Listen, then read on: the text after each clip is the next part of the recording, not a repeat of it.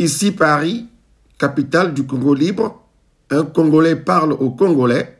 Madame, Monsieur, peuple congolais civilisé, bonjour. Nullement besoin de discourir aujourd'hui. J'aimerais laisser chacun et chacune devant ses responsabilités face à sa conscience. Oui, peuple congolais civilisé, je vous laisse la latitude d'apprécier et de juger ce qu'il se dit et se pratique depuis belle lurette dans le pays. J'en suis beaucoup peiné, sinon que la situation me préoccupe depuis longtemps. Je me demande pourquoi tout ça. Kakasa mon a pouvoir. Eh dis donc, Tchari Tchatchingi, Chimampachou Kouemone, moi, l'indigné Elvis Karen Kakou, je n'invente jamais rien. J'exhume simplement des éléments, des faits que je mets gracieusement à votre disposition afin de susciter votre libre jugement.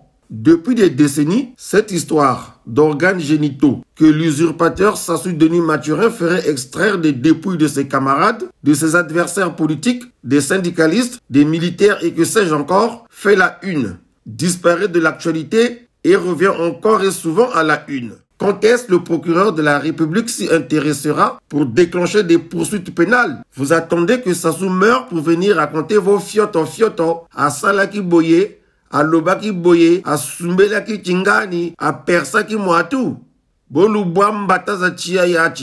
C'est maintenant qu'il faut dire les choses, qu'il faut parler. Regardez les Yombi là, les Baka, les Gabou sont morts en fermant leur gueule. Même pas un petit livre témoignage quelque part sur la tragédie congolaise. Rien sur leur mémoire. À quoi cela aura servi d'avoir été un dirigeant politique si on doit se taire pour des choses qu'on a vues, qu'on a vécues ou qu'on aurait entendues? Nabuzobabo.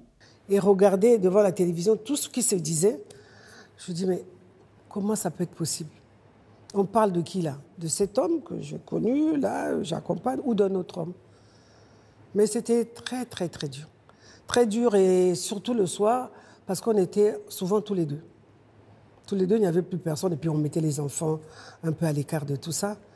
Et il manquait plus que les pleurs, quoi. Parce que je disais, quelle est cette vie de politique, c'est ça?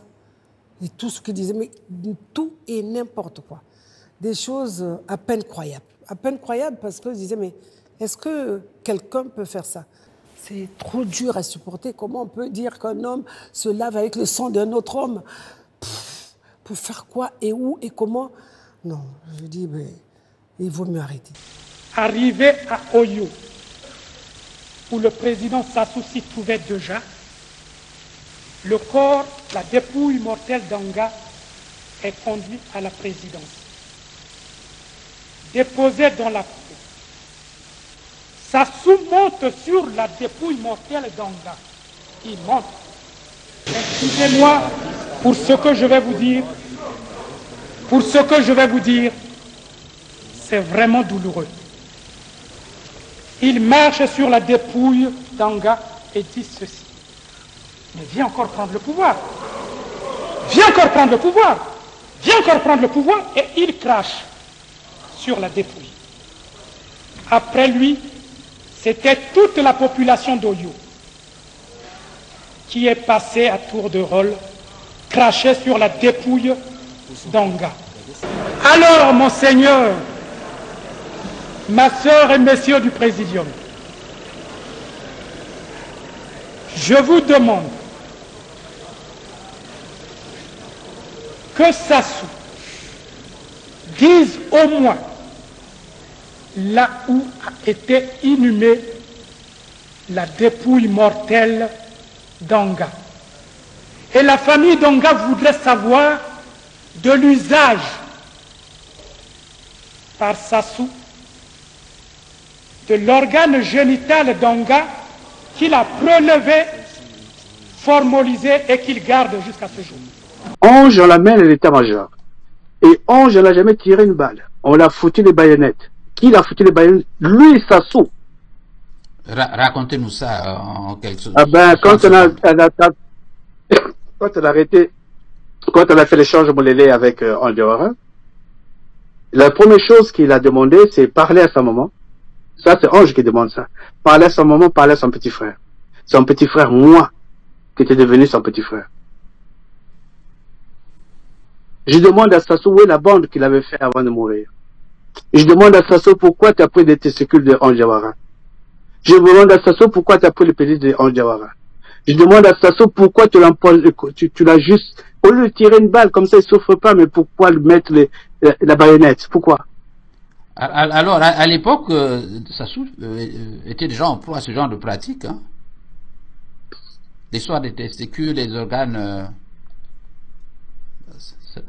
je crois qu'on arrivera, tu me poseras la question sur le parfait Kolela. Absolument, on en revient dans quelques minutes. Si tu parles de parfait congolais, j'ai des révélations à te faire. Absolument. Si tu me parles des opposants, j'ai des révélations à te faire. Si tu me parles, oui. Alors donc, la peinture atroce même de la mort, c'est incroyable. Et c'est dans ces conditions qu'il a été tué. Allez-y. Oui, on l'a tué. Et comme un trophée, on va l'exhiber au stade de la Révolution.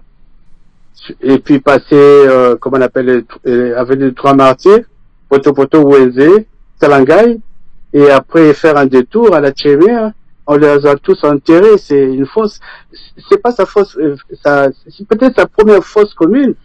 Mais aujourd'hui, il y en a eu de l'Oppoul, les fosses communes. Il s'en fout, lui. Il s'en fout.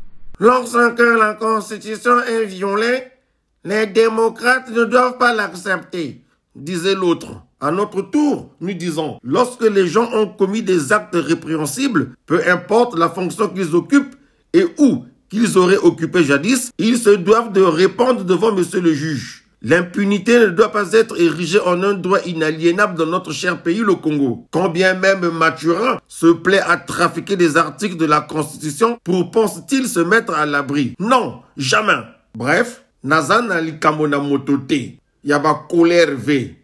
À très bientôt. Si le peuple me fait confiance, ils auront un président qui redressera ce pays.